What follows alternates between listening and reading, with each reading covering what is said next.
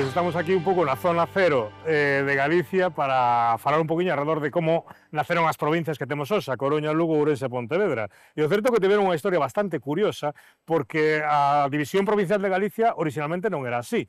Na Galicia anterior, na Galicia do século XVII, XVIII, o que chamamos a Galicia do Antigo Réxime, a Galicia do Reino de Galicia, Galicia está dividido en 7 provincias, a Coruña, Betanzos, Mondoñedo, Lugo, Ourense, Santiago e Tui. 7 provincias, non? E non son 7 provincias, é que está dividida máis en 644 jurisdiccións distintas.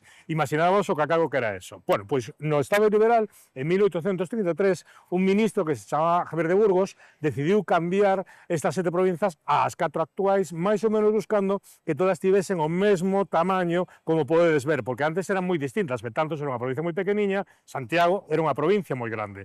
E isto non vos creades que tampouco sento moi ben. Isto das fusións administrativas en Galicia non gusta moito, e iso provocou, pois, pouco despois o nacemento do movimento provincialista, que era a xente que reaccionaba contra a destrucción da antigua división administrativa de Galicia, do Reino de Galicia, e a partir de aí, pois, naceu o regionalismo e despois o galeguismo, que fixo que chegou hasta hoxe en día.